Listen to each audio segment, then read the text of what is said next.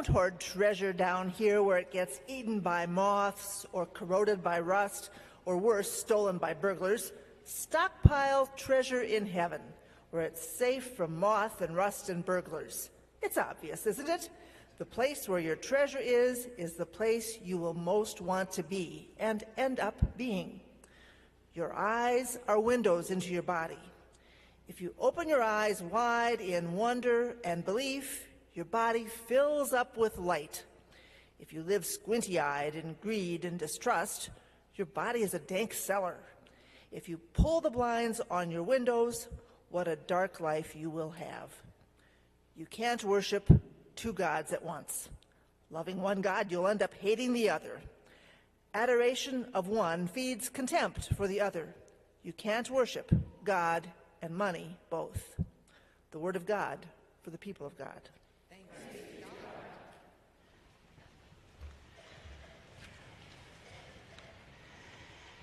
Today is a very special day in the life of the church all over the globe. Churches and congregations are gathering together to remember the saints. For today is All Saints. Men and women, ordinary people, imperfect people who gave their lives and their time, their talent, and their treasure to bless the church because they believed with all their hearts and minds and souls and strength that God is up to something always in our world. And so you may wonder, why are we talking about money when it's All Saints Day? Can't we just celebrate the saints in peace? As we were planning for this time of worship, we sat around the table. It wasn't a kitchen table, but it was a ministry table where our staff comes around a table every Tuesday morning, and we work on planning inspiring and passionate worship for you, and we hope that it is, and we pray for you and pray for our worship. And as we were talking about this day, this particular day of All Saints Day, and talked about, well, we're in the middle of our sermon series called Kitchen Table Giving, and it is the time where we stop and pause as a congregation to think about the many blessings God has given us that we might share with others and with the church and through the church. And we began to share that conversation around the table. And I asked, well, who cultivated a spirit of generosity in your family? Who taught you how you interact and think about money? Because money is kind of a difficult conversation, isn't it, at most tables and most households? But that's where we really learn about money and how we're going to spend it or save it or spread it around. Almost to a person around the table, when we asked the question, how did you learn about money? Almost everyone around the table said, I learned about generosity and about money from my parents or my grandparents. They influenced us deeply on how we regard money. And so I asked you this morning to think about who influenced you about how you spend money, save money, and give it away. I know that my parents influenced me. From a very, very, very early age, my sisters and I learned about offerings to the church. Every Saturday, my parents would get things ready for Sunday morning worship because every Sunday morning we worshiped at our church. Every Sunday morning we had our Sunday best, including patent leather shoes, which I still wear today, as you may have noticed. Some habits are just hard to break. And we had gloves. How weird is that? And how old am I?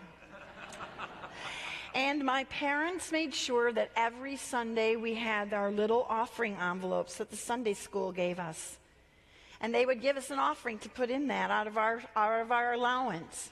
And we learned that it was important as followers of Jesus to share what we had with others. And that has never left me. Now, my parents weren't rich. They didn't have a lot of money. My mom had a lot of medical bills because she was chronically ill and had 17 surgeries before I was 17. And my father was a school teacher in St. Louis Park. They had modest, we weren't poor, but we had enough. But my parents always said, well, we give first to God. And so they practiced the biblical practice of tithing. They would set aside 10% of the first fruits of their labors, and they would give it to the church and other missions that they cared so deeply about, because they believed that God would bless them so that they could be a blessing to others. And so my parents influenced me deeply in our giving. And when I came looking for a husband, looking around for who I might marry, one of the criteria, one of my tests was, how do you feel about generosity? My husband passed the test. So who influenced you? How do you regard money? Who taught you? If we regard money too lightly, too little, we tend to waste it. It goes right through our fingers, and we don't even know where it went. If we regard it too much, we may just end up worshiping it. Jesus has a lot to say about how we view money and what place it has in our lives. It's interesting, a lot of pastors don't like to preach about money, but Jesus talked about money over and over again in the Gospels. And we see him talking again about money in the Sermon on the Mount from Matthew 6. And we hear in this passage 3 keys about how we should regard money according to Jesus the Christ. First, he says, don't hoard treasure that is temporary. Don't hoard up treasure down here where it gets eaten by moths and corroded by rust, or worse, stolen by burglars. Stockpile your treasure in heaven where it's safe from moths, rust, and burglars. My mom and dad are no longer with us, but I remember that we had to go in, my sisters and I, when they decided to move to assisted living and to the nursing home. We went into their townhome, and oh, what a mess it was. We weren't surprised. We'd seen that mess of treasures growing over the years, and it was really, really full. We went through boxes and boxes and boxes of stuff. Things that my mom had collected over the years, and some of them were treasures, and some of them it was just plain trash. Some of you know what that experience is like. It's emotional, it's hard, it's exhausting to go through some other person's things. And the whole time I was in there, packing and unpacking and putting things in garbage bags, there were piles for the thrift store, piles for the garbage man, piles for, well, we put them in boxes just in case Mom and Dad would need them. But it was amazing to see last summer when we finally opened up some of the boxes of things we had saved, thinking these were our family treasures. My sister had tables all over her living room, and we put everything out that was left from Mom's estate, Mom and Dad's estate. All kinds of stuff.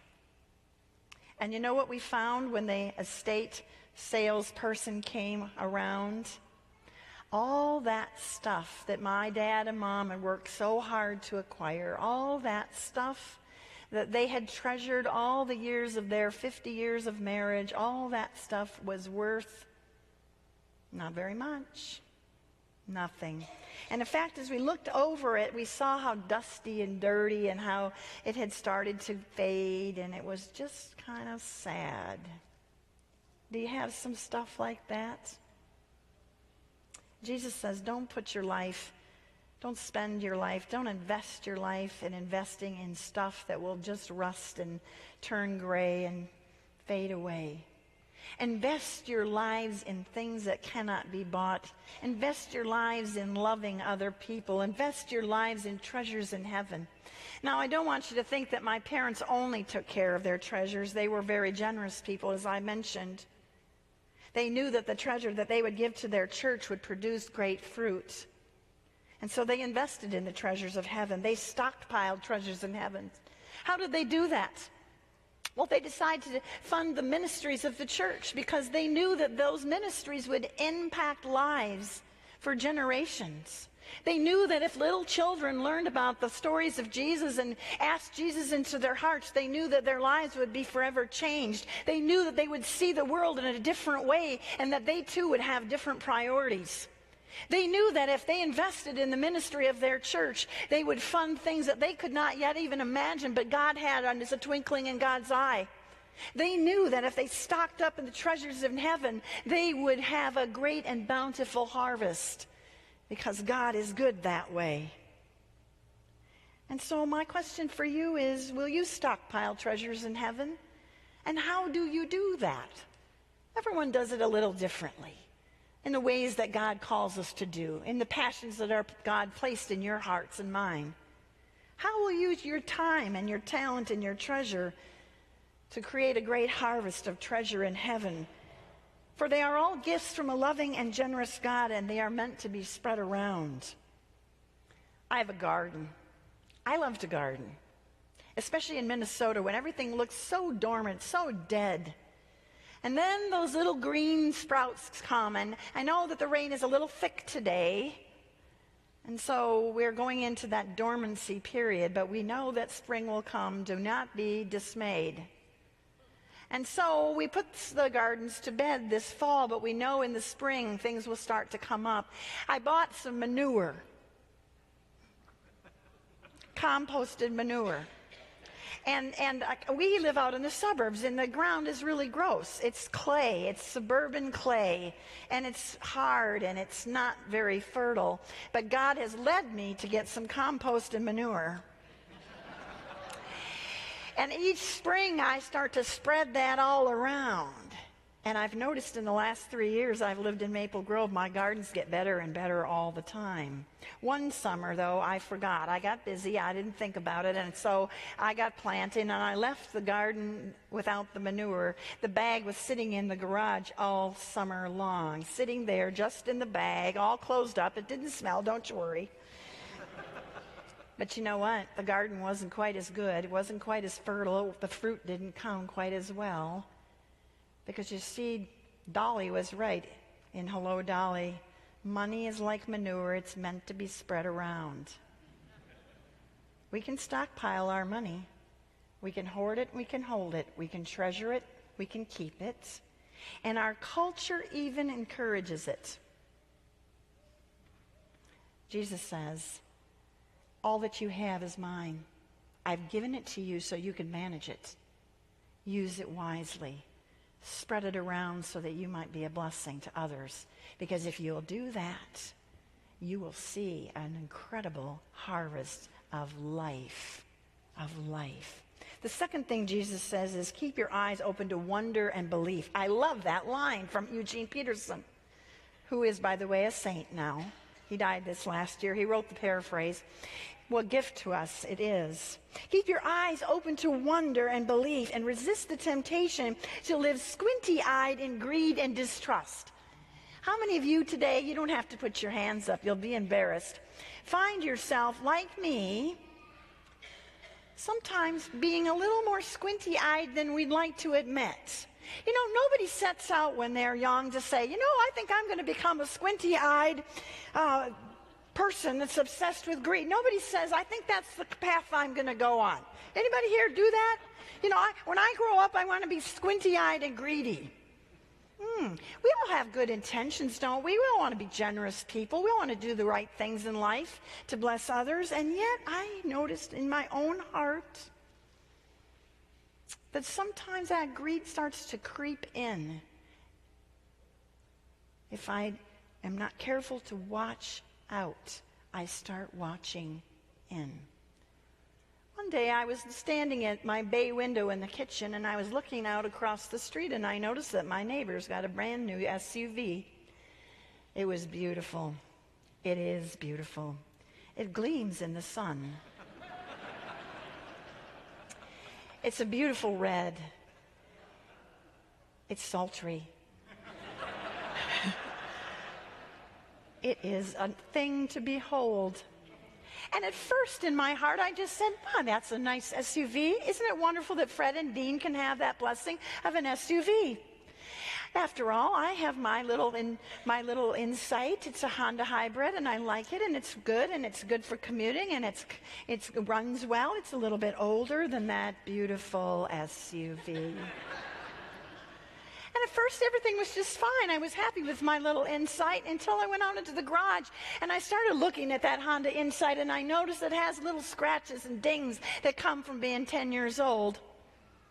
And they started to get bigger in my eyes. And those little scratches and dings that I hadn't noticed the week before, now they were large and they were ugly. And I began to think to myself, well, I work hard. Don't I deserve a car that doesn't have little scratches and dings? And after all, I am the senior pastor of Hennepin Avenue United Methodist Church. Who would want me to drive up to Lakewood to bury the dead, the loved ones that we all love so well, in a dinged up car? And then I began to ask God, do you think I need an SUV? Because surely you would want me to have an SUV because I could load up things for Steeple People's store and I could get food for the food shelf. God, surely you must want me to have a nice new SUV. And every time I looked across the street now, I looked at that SUV and it was like a siren calling, you can have me. You can have me too. I know you want me. I'm glad to hear that that never happens to you. Greed causes an incredible amount of human suffering in our world, and it creeps into our lives. And so we have to be on the watch for that. We have to watch out so that we don't get watching in, focused on what we need, what we want, what we have to have. Almost every single war that is fought on the globe of this beautiful earth that we live on is caused by human greed. Greed for power, greed for money, greed for land. I know some people tell you it's about religion, but it's not. Follow the money. Follow the money. So Jesus says, watch out, because, if you give into greed, it'll kill your soul. Now, I used to think that I could hold the love of money and the love of God kind of in balance, and that in my legacy and Lindy's legacy, my husband's legacy, if we could hold that sort of in balance, in a healthy kind of balance, everything would be okay. Have you kind of thought that? I'm going to put some time into earning a lot of money, keeping a lot of money, saving a lot of money. God likes us to have nice things. Yes, indeed, God is not asking us to not have nice things. But Jesus says you cannot worship two gods at once. And I wasn't so sure about this. It sounds right, but in my life, I'm trying to balance all this stuff until I got a call one Sunday from a young man. He said, I've been at your Okie Dokie concert last summer. It was a couple summers ago, and he called and he said, we're new to town, we're new to Minnesota, we don't have a church yet, we don't have a pastor, but I am in real trouble, and I need to talk to you. Will you talk to someone who's not a member? Yes. And so he started pouring out his heart to me. He said, I met my wife when we were in college, and we were good friends, and I love her, and we've had 2 children, and she's a wonderful mate. We never fight. Things are good in our marriage. But just a few months ago, I met someone, and we've been meeting each other. And first it started out with coffee, and now, it's more. And when I'm with her, she's so exciting.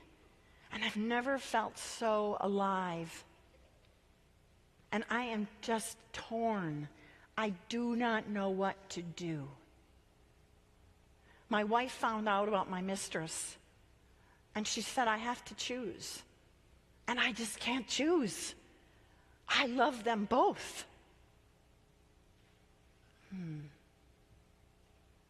His wife asked him to make a choice, because she knew, and you and I know, that he cannot love two quite the same. He cannot share his heart in the same way with both of them. And so he heard her question, your honey or your wife? Jesus asks us the same question when we think about our money. Jesus said, I don't want your whole life to be divided loyalties.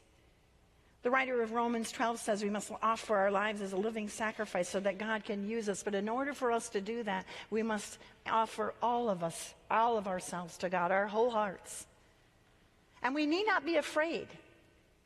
Because when we offer God our hearts and our hands and all that we are and all that we have, God can do miracles through us. And is there any greater joy than that? So often we hold back from God. We hold back because we're afraid that if we give God everything that we are and everything we have and our whole love, that God might make us into miserable people, and that's because we have terrible theology around God. We start to think that God is a stingy God, but the Bible teaches us over and over that God is a generous God, that God has given us so much. God has given us everything, our family and our friends and the saints of the church, examples in generosity. We are made in the very image of a generous God. We can trust God with all that we are and all that we have. Do you believe it? Jesus says we can't serve both God and money. We can't serve both. And so Jesus asks us, your money or your life? If we choose to serve God, don't worry. God knows your needs to take care of your family. God knows our needs. Jesus said, look at the birds and look at the flowers. Lindy and I have witnessed God's provision. In the very early times of our marriage, we hardly had 2 nickels to press together. And yet God always provided for us, even though we were tithers, giving the first 10% of everything we made to God and the church.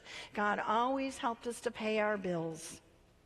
God has always provided what we needed. It hasn't always been easy, but God has always created a way. Our offerings to God are acts of worship in a tangible way to say to God, I trust you to provide what I need and you need. I trust that you will not let us run out. And you see, there's freedom when we get to that place. Because it's awfully stressful when we think we won't have enough, when we live in a scarcity place. Because that is where we live in fear. And God never intended his people to live in fear. God has offered us abundance, an abundant life, but we must trust God with everything we are and everything we have to realize just how faithful God really is. Malachi 3 says, give me your tithe and test me. It's the only place in the Bible that God says, test me on this. I will give you what you need. In your bulletin this morning, there are a long list of visionaries. Visionaries are not people who wish to brag about their giving, in case you were worried about that. Visionaries are listed in your bulletin this morning because they are people who have a vision for the future of this church. They are people who have said, I trust that God is going to continue to work at Hennepin long after I'm gone. And I love this church so much, I'm going to invest my resources and send a message to my children and my grandchildren that this church had changed my life. And I want to invest in it so that the work of God that happens here will continue on long after I go. How many of you have been up to our art gallery? Put your hands up. Isn't it beautiful? T.B. Walker was a part of this church in 1916 when they built this beautiful building. 1916, T.B. Walker was a member of Hennepin, an active member of Hennepin. He donated the land for this building. He donated the ministry house next door that houses our Dignity Center, Ministry to the Homeless.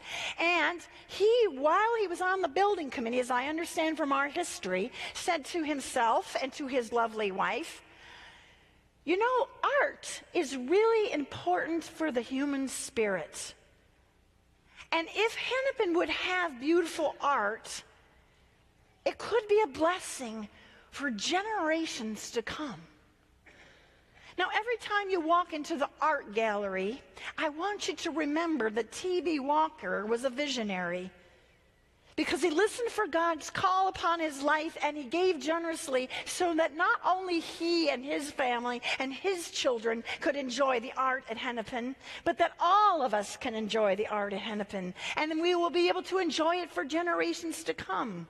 For it has already been over 100 years in our building. Amazing. God can do amazing things when we are generous. And those names are listed this morning so that you might hear those calls from the pool. It's one thing for your coach to stand on the side of the pool and say, everybody jump in now. The water is really good. But it's quite another for you to hear the shouts of the people who are already in the swimming, splashing around, slopping wet, yelling from the pool saying, come on in, the water's great. Do you hear them calling the saints of the past and the present who are listed on your visionary list this morning? They call to you and me, don't put your treasures in things that rust. Invest your treasures in places where God is doing amazing work. Come on in. The pool is nice. God is doing amazing things here at Hennepin because you and many others have been generous and are generous. I could give you lots of statistics, and I will do that at some other point, but not today. But I want you to know that there was a young man who has started to worship with us. He is homeless currently, and if so, anyone has a room, please let me know. But he's here every Sunday. And he volunteers for us, and he's an amazing guy. And he said to me one day, Pastor Judy, I don't have any family. I don't have a home. Hennepin is my family. Hennepin is my home. And you're all I've got. God is moving people in this place closer to the heart of God. God is using you, your words, your love, your time, your talent, your treasure, to do amazing things. Today we give thanks that each one of us has the opportunity to be a legacy, to leave a legacy of love in these days and all the days to come. May it be so. Amen.